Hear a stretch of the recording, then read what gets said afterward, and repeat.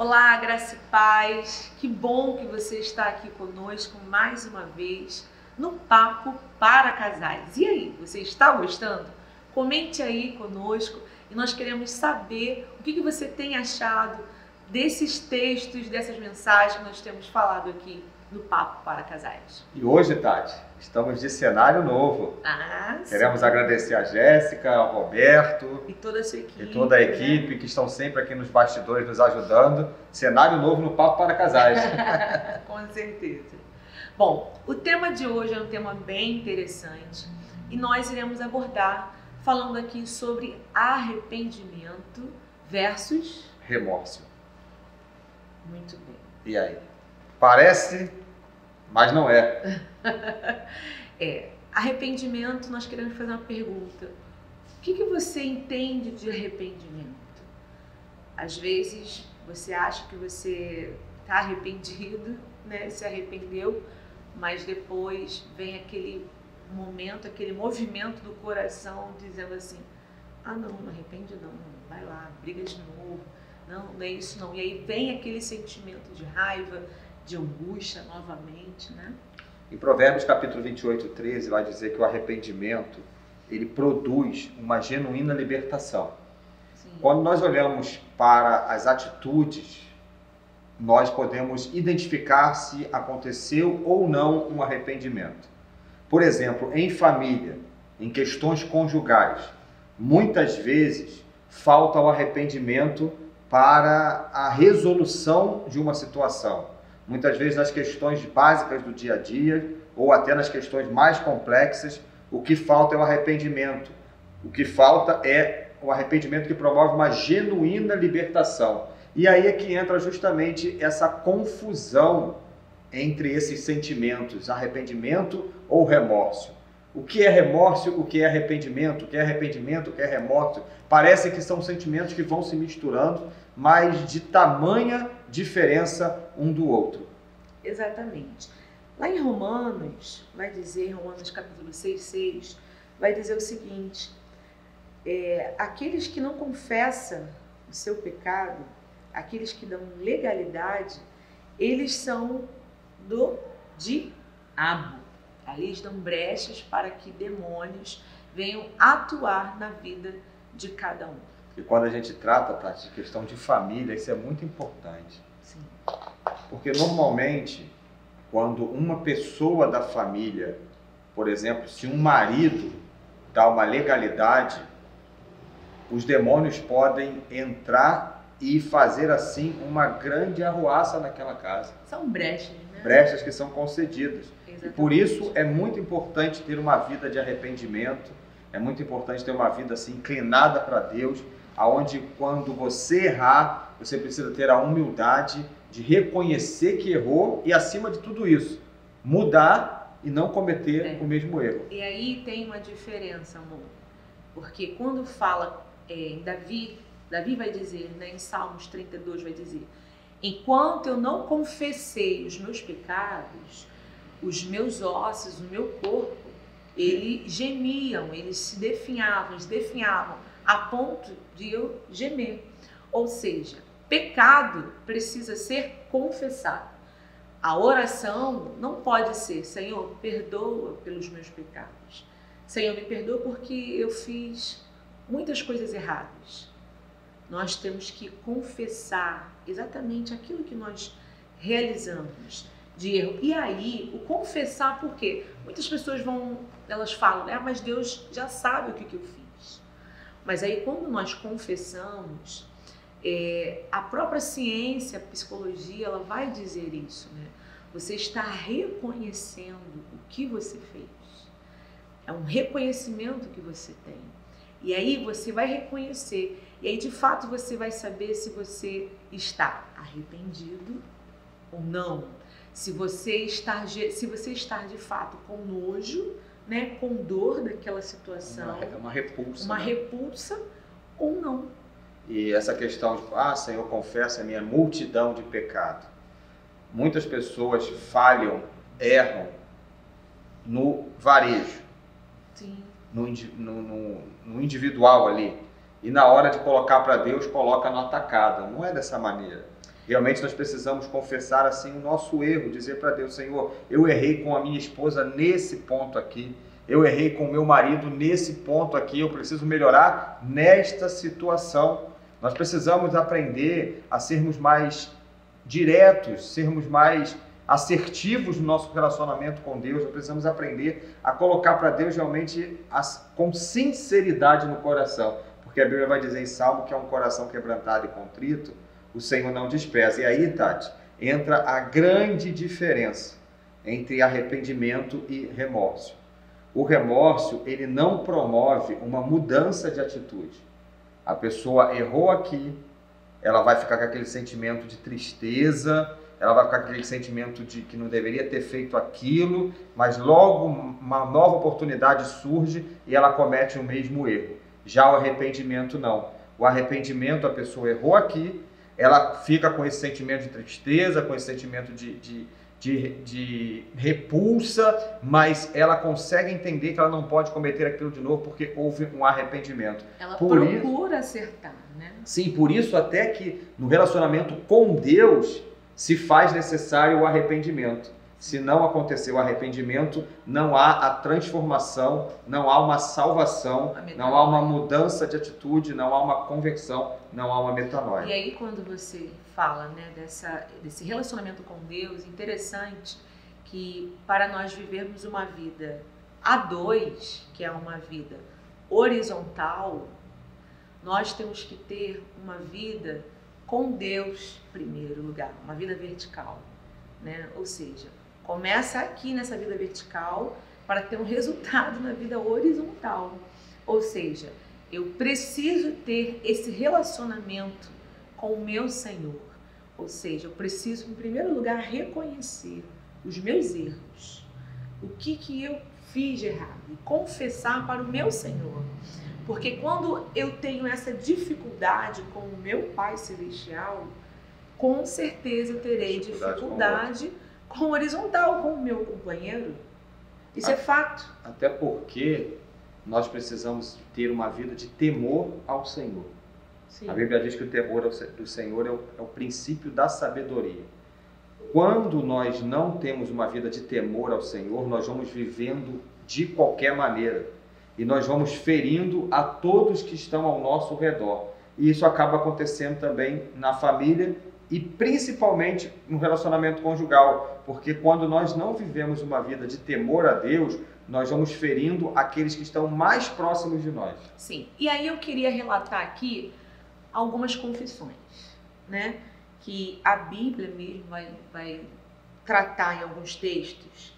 Provérbios, João e Mateus. Um deles, claro que não dá para falar todos, mas só para vocês irem aí lembrando, né, de quando eu falei assim, é verdade, porque às vezes a gente até acaba esquecendo da palavra em si. Como que eu vou relatar esse tipo de situação que eu cometi? Então, por exemplo, traição.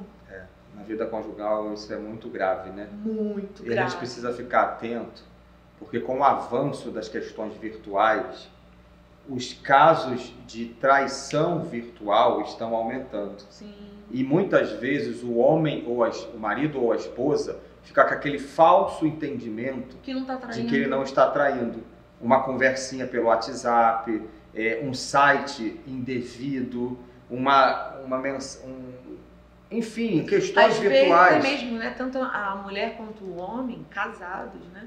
Fica olhando ali o Instagram né? de outra pessoa e fica começa ali, a ser atraído pelas fotos que são colocadas. Exatamente. E aí a pessoa às vezes pensa que não está executando uma traição. Aí a gente pega o texto de Mateus, quando Jesus diz que aquilo que te escandalizar, você arranca fora. Aí está lá, tira os olhos, tira as mãos, enfim, aquilo que te levar ao pecado. Sim. Então nós precisamos entender que hoje a traição vai muito além. Não é apenas no ato, não é apenas o ato físico. Começa aqui. Começa na mente, exatamente. E naquilo que você vê. Tem aqui outro exemplo de mentira. A mentira, poxa, se a gente não tomar cuidado, gente, a mentira, ela começa assim, olha, pequenininha. E aí ela vai se tornando algo tão grande que depois você mesmo acaba acreditando na mentira que você mesmo fez e você se enrola com a mentira que você fez. É porque às vezes para você manter uma mentira, você tem que contar outra.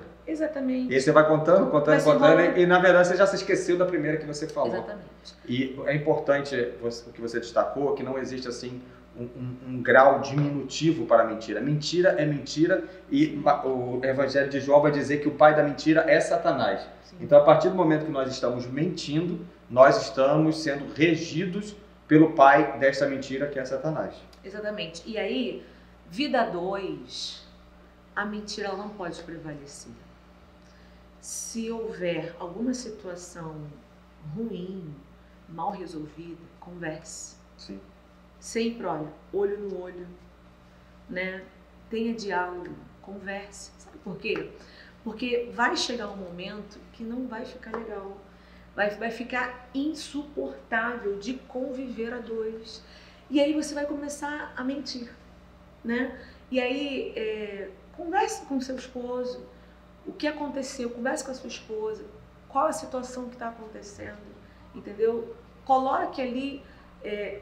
o seu esposo, o seu cônjuge precisa ser o seu melhor amigo. Tem que ter transparência e sinceridade, né? Exatamente. Um relacionamento sem transparência e sem sinceridade é um relacionamento fadado ao fracasso. Exatamente. E aqui o outro assunto também é a questão da imoralidade sexual. Gente, cuidado. Cuidado, porque imoralidade sexual, olha o que passa dentro da sua casa, até mesmo dentro do seu casamento. Tantas pessoas casadas mesmo acabam colocando situações dentro do relacionamento sexual. Cuidado, porque com essas imoralidades sexuais, isso pode afetar o seu relacionamento, o seu casamento. Preste atenção. Alguns filósofos, alguns cientistas vão dizer que o ser humano, ele não tem limite. Freud vai dizer muito isso, né? Ele sempre vai procurar algo a mais. Então, quanto mais ele tem, mais ele vai querer.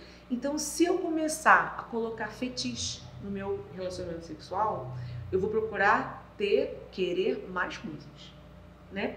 E aí, olha bem a que situação eu estou colocando no meu casamento, no meu relacionamento. A sempre querer algo mais, algo a mais, algo a mais. E aí vai chegar um momento em que vocês dois não vão ficar mais satisfeitos com o relacionamento só de vocês dois. Isso vai interferindo, né? Vai interferindo. Na pureza do relacionamento. Exatamente. Aí tem um texto da Bíblia que diz que o leito precisa ser sem máculas. Exatamente. A pornografia muitas vezes entra nesse viés, abre a porta para a pornografia. Lamentavelmente existem casais que são impulsionados e são motivados por pornografia para poder manter o relacionamento sexual. Isso é uma porta assim escancarada para o diabo agir. Exatamente. E a questão do casamento é algo tão único, tão lindo, né? Tão puro. E é um momento em que você mesmo se descobre com o seu cônjuge, é algo tão maravilhoso que assim, não precisa você ficar procurando artefatos, situações para deixar o seu casamento mais quente ou melhor, enfim. Não faça isso, porque você pode chegar numa situação bem ruim no seu relacionamento aí, a dois. E para concluir, nessa listagem de confissões, existe também o laço de alma profano. Essa questão é muito profunda, né? 1 Coríntios, capítulo 6, a partir do verso 15, vai dizer assim: vocês não sabem que o corpo de cada um de vocês é membro de Cristo? E será que eu tomaria os membros de Cristo e os faria membros de uma prostituta? De modo nenhum. Verso 16. Ou não sabem que o homem que se une a uma prostituta forma um só corpo com ela? Porque, como se diz, os dois se tornarão uma só carne. Mas aquele que se une ao Senhor é um só espírito com ele. E ele conclui dizendo assim, o apóstolo Paulo, no versículo 18. Fujam da imoralidade sexual. Qualquer outro pecado que uma pessoa comete fora do corpo, mas o que pratica imoralidade sexual, peca contra o próprio corpo. Laços de alma são formados através de sentimentos, emoções, situações que o nosso coração e a nossa mente ficam ali apegados. E aí a gente acaba se apegando através de palavras, de atitudes, às vezes é uma música, às vezes é um cheiro, às vezes é um lugar, às vezes é uma comida. Você pode estar casado com essa pessoa, mas quando você chega em algum ambiente, ou você sente o cheiro, ou você olha para a comida, ou você vai num lugar e você lembra de alguém que você já ficou, ou enfim, que você já teve relacionamento. Em nome de Jesus, precisa ser quebrado esse laço de alma, esse pacto. Sabe por quê? Porque cedo ou mais tarde isso vai dar trabalho para você.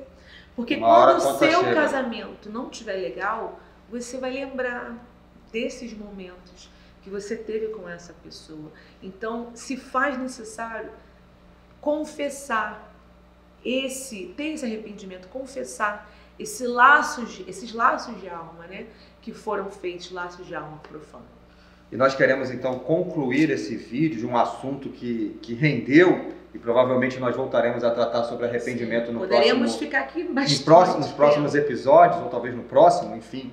Mas nós queremos orar justamente por esse assunto agora, pedindo ao Senhor para quebrar todos os laços que estejam na sua alma. Quem sabe o Espírito Santo de Deus não está usando esse vídeo para ministrar ao seu coração a cura e a libertação definitiva de todos esses laços. A Tati vai fazer essa oração e, se for da sua vontade, põe a mão no seu coração onde você estiver agora. Espírito Santo de Deus, traga neste momento a cura, Senhor, necessária para cada vida que está aqui conosco. Amém. Neste momento. Senhor, traga, ó Pai, o arrependimento, Senhor, genuíno, Senhor, para cada filho seu, para cada servo seu. Senhor, queremos ser pessoas melhores, ó Pai. Não queremos estar, ó Deus, presos, ó Pai, a nada, Senhor, a passado, a pessoas, a lugares, a situações. Senhor, nós queremos estar livres e libertos em Ti, Senhor, pois queremos viver uma vida plena, Senhor. Queremos viver um casamento pleno, ó Pai. Queremos ser pessoas bem resolvidas. Queremos que os nossos casamentos, ó Pai, venham ser casamentos sarados, edificados, curados, Senhor, em Ti, ó Pai, em nome de Jesus. Tenha misericórdia das nossas vidas. Amém. E que possamos ser pessoas, ó Pai, com o coração em mente, ó Pai, sempre, ó Pai, arrependidos, ó Pai, em arrependimento em Ti, Senhor, voltados para Ti, em nome de Jesus. Amém. Que Deus te abençoe, querido. Amém. Tchau, tchau.